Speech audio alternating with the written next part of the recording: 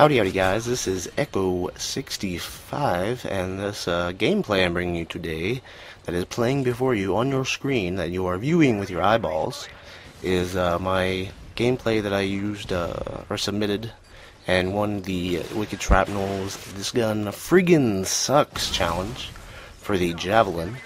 And I say friggin' because I try not to swear too much, or, in general, because it becomes a bad habit if you do so. I know plenty of people that really define themselves by swearing, and I try not to do that. So, friggin', the gun friggin' sucks. So the challenge was, if you're not already familiar with this series, and if not, you should probably hit pause and go watch one of his videos, but I'm assuming that if you're watching this, you probably have seen his videos. The challenge was to win a free-for-all game with, the crappiest guns in the game, this week being the Javelin. And the reason why I took this challenge, and I really wanted to win this challenge, is because I don't believe that the Javelin really sucks.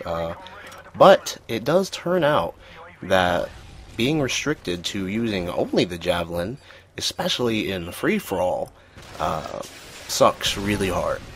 It's really, really hard. And other challenges, you at least get like a gun that shoots bullets, or even with the XM25, it has I think 16 rounds to start, and it is possible to one-shot kill somebody with that weapon.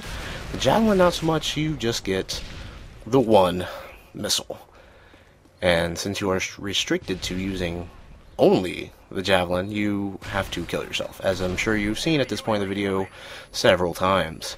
Now, this sort of thing would be pretty irritating and maddening to the average player, and it definitely had that effect on me. But what really made it worse was I was unaware going in to the challenge on how lame free-for-all is in Modern Warfare 3. There once was a time when all I did was play free-for-all, but that was back on Halo and Modern Warfare, the first one, Call of Duty 4. Nowadays, free-for-all, I found out pretty quickly while doing this challenge, boils down to a lot of spawn camping and sitting in a corner with assassin and machine pistols.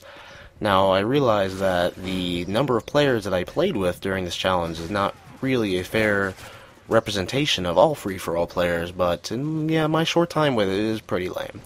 Nevertheless, I just kept going, and eventually got this gameplay, and I have to say I'm slightly disappointed because I do feel that I could have won with the Javelin. Luckily, this lobby in this video was able to not kill each other long enough to give me about 9 minutes to get as many kills as possible with the Javelin, and really 20 over a 9-minute span was pretty below average for how I was doing while doing this challenge, but hey, what can you do? But back to why I wanted to do this challenge in the first place. I really do enjoy using the Javelin in Modern Warfare 3.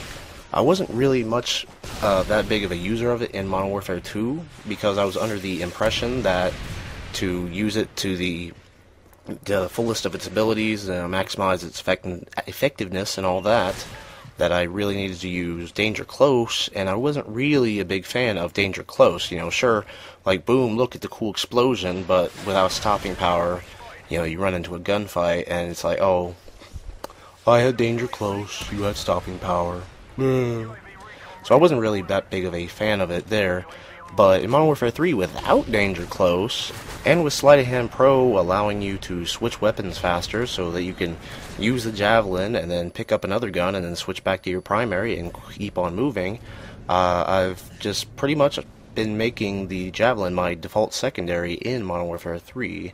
But I don't enjoy using the Javelin just because I like blowing people up when they least expect it, when they're camping behind a wall or capping the flag, but more so because I really just enjoy finding and using these little hidden spots within each of the maps that you can use to, get, Javelin quads and clearing out enemies so that your team can move up and get a flag. But it basically boils down to that metagame of discovering all these little spots.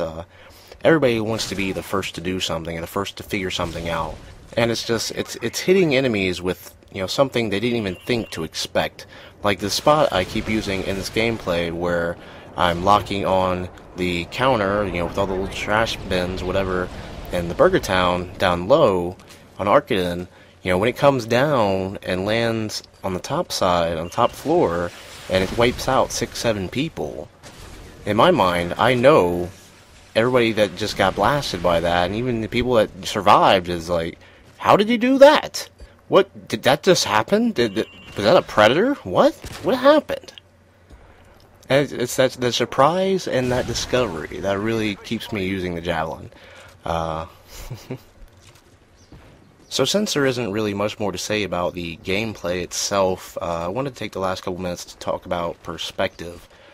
From time to time, I do enjoy talking about things and ideas a little bit more philosophical on my channel, and this is one of those times.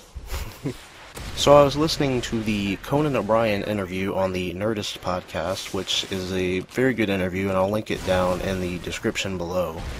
I was listening to it, and near the end of the interview, Conan said that perspective is something that we only have for minutes at a time. And then he goes on to give an example about, say his friend just died, and he has a moment of thought where he's like, oh my god, how can I really be here worrying about these little things that don't matter? And then a few minutes, 5 minutes later, he's concerned and worried about his Snickers bar. But this got me to thinking about my own perspective and how we as humans as a whole use perspective to influence how we feel about certain things and events that happen to us. In Conan's example, his perspective is involuntarily broadened by the passing of a friend, which, makes him feel bad about how narrow his perspective was before and how he was worried about little things when, in reality, little things don't matter. So in that example, a negative event led to a negative feeling and reaction due to a broadening of the perspective. What's interesting is that the same thing can happen if the event is a positive event. Say, I get $500 in the mail today, or, I don't know, something else positive happens to me, right? I can choose to live in that moment, have a narrow perspective, see it, and be happy about it. Say, yeah, awesome. Or somebody, and I don't know anybody personally that does this, but I'm sure there's people out there, there's plenty of people in the world. But you can have a positive event happen to you, right? Locally, like, just impacts you. And then say you could broaden your perspective on it and say, well, this happened to me, but, there's that guy over there, that guy over there. There's billions of people in the world that something good didn't happen to today, and it leads to a negative feeling. But the resulting reaction and emotion doesn't always have to be negative.